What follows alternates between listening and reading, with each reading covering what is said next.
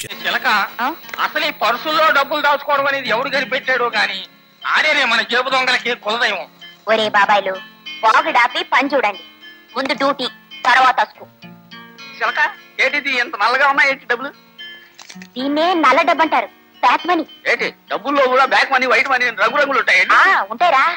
దొండ ముదిరితే ఊతురు వెళ్ళినట్టు white money ముదిరిపోయిందనుకో back money అయిపోద్ది.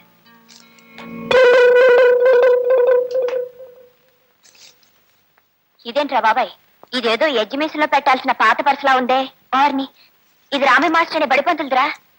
ఇవన్నీ అప్పుల సీట్లు, మారువాడి సీట్లు, పెళ్ళ మందుల సీట్లు, చిల్లర 50 పైసలు. ఒరే బాబాయ్లు, ఈ పర్సు కొట్టింది ఎవర్రా? నేనేనే. చేతిలో గొడుగుతో శవంలా నడిచేడుతున్నావు, శాల్తీ జేబులో నుంచి కొట్టించా. నీకెన్నిసార్లు చెప్పానురా, ఒళ్ళు బలిసిన వాడు పర్సు కొట్టాలి తప్ప కడుపు కాలేవాడు జోబు కొట్టకూడదని. తేరగా దేశం మీద పడి దోచుకుని బ్యాంకుల్లోనూ ఇనపెట్టుల్లోనూ పర్సుల్లోనూ దాచుకునేవాడు సొమ్ము దొంగతనం చేయడం తప్పు కాదురా. కానీ కన్నీళ్లలోనూ కష్టాలలోనూ అప్పులతోనూ బ్రతికేవాడు సొమ్ము దొంగతనం చేయడం మహా పాపంరా.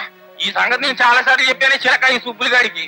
వీడు దొరికిపోయి తన్నులు తింటారనే భయంతో ఎర్రదోలు జేబులో చేతులు పెడతాడు. అది కాదే చిలక, ఆరు బాధల్లో ఉన్నారు మనకట్టా తెలుసుద్ది. ఒరే, పేదోళ్ల బాధలు వాళ్ళ మొహాలు చూస్తే తెలుస్తీరా, వాళ్లకున్న కష్టాలు వాళ్ళ కళ్ళల్లో చూస్తే కనపడతారా? ఆయన మొఖాలు చూడే జేబులే చూస్తాడు. సర్లేరా, పొరపాటు అయిపోయింది. ఇప్పుడు నన్ను ఏం చేయమంటారు? ఈ పర్సులో డబ్బులు పెడుతున్నాను, ఇందులో అడ్రస్ చూసిన వాళ్ళ ఇంటికి వెళ్ళి వాళ్ళెవరికి కనపడకుండా వాళ్ళ కిటికీలోంచి లోపల పడాయి. ఇందులోంచి ఏమన్నా నొక్కేయాలని చూసావో నీ పేక నొక్కేస్తాను రా బాబాయ్. మరీ అంత కాదులేవే.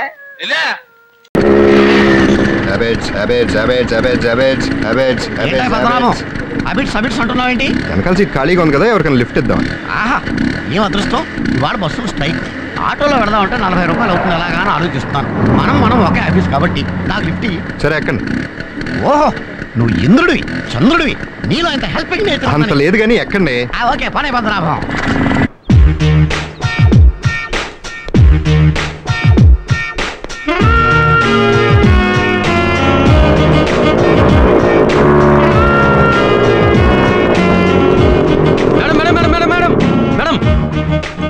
ఇది పద్మనాభం గారు బండి పెట్టే ప్లేస్ మేడం. అయితే ఏమిటి, మా ఇద్దరు స్కూటర్లు ప్రేమించుకుంటున్నాయి, ఇలా జోడిగానే నిలబడతాయి.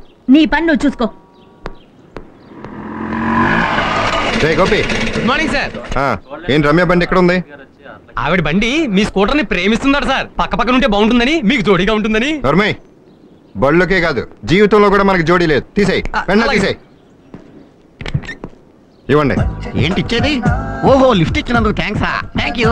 ఎవరికి కావాలండి? లిఫ్ట్ ఇచ్చినందుకు 20 రూపీస్ క్యాష్ కొట్టండి. క్యాష్ ఇచ్చి డబ్బులు అడగడం అన్యాయం అయింది. ఏంటండి అన్యాయం? ఆటోలో వస్తే 40 రూపాయలు అవుతుందని మీరే కన్నారు, అందులో సగమేగా నేను అడిగింది. క్యాష్ అంటే లిఫ్ట్ ఫ్రీగా ఇస్తారు కదా. ఆ పెట్రోల్ ఫ్రీగా రాదు కదా. క్యాష్. చూడు పద్మనాభం, ఇద్దరం ఒక ఆఫీస్ లో వర్క్ చేస్తున్నాం. ఇలా లిఫ్ట్ ఇచ్చి డబ్బులు అడగడం న్యాయమా ధర్మమా?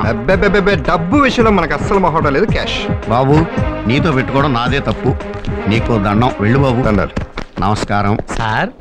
పద్మనాభం గారు బడ్జెట్ మెన్షన్ తెలుసు కదా, ఎందుకు అలా బలత పడ్డారండి? షడప్. లోతుగా ఆలోచించి చూస్తే పద్మనాభమే కరెక్ట్. అతనికి 20 మిగిలింది, నాకు 20 మిగిలింది. నువ్వు ఇలాంటి అన్నెసరీ ఇన్వాల్వ్మెంట్స్ మానేసి స్కూటర్ లోపల పెట్టు. గో.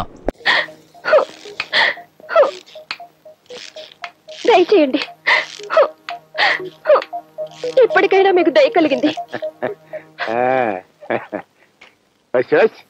ఏంటి ఎప్పుడు లేని శ్రీకాకుళం చివరంజని ఇవాళ నాతో ఏలాకోళం ఆడే ప్రోగ్రాం పెట్టుకుంది. నేను ఏకంగా ఈ లోకల్ నుంచి వెళ్లిపోయే ప్రోగ్రామే పెట్టుకున్నాను.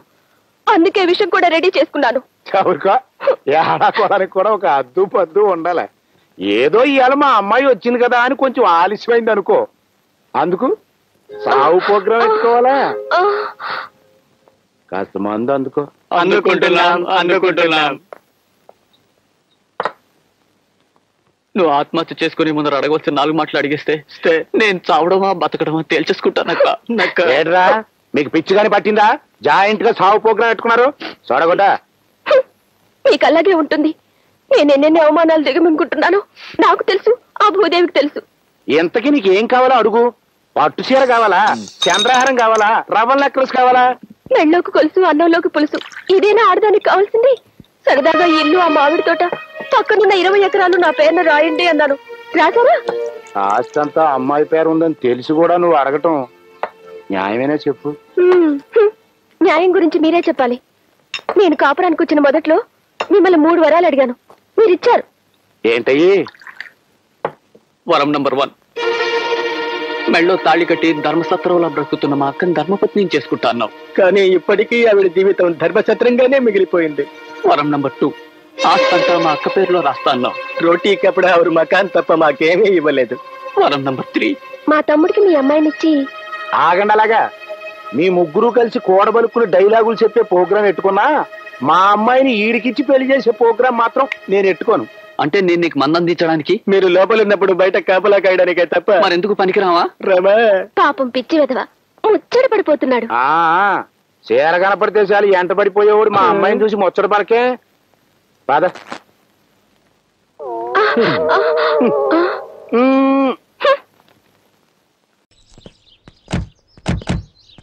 ఏపీకా గాడియా సాబ్. ఏమయ్యా, ఏం పోలీసులయ్యా మీరు? నేను పిలుస్తూనే ఉన్నాను, మీరు ఆకుండా వెళ్ళిపోతూనే ఉన్నారు. పోలీసు అంటే ఏమిటి? ప్రజారక్షక దళము. ప్రజల కష్టాలు ఉంటే రక్షించాలి. మాకు తెలుసు బాబు చట్టము, మేము చదువుకున్నాము. మీరే కనుక మా ఆంధ్రాలో అయితేనా? మీరు తెలుగు వాళ్ళ? ఎస్, తెనాలి.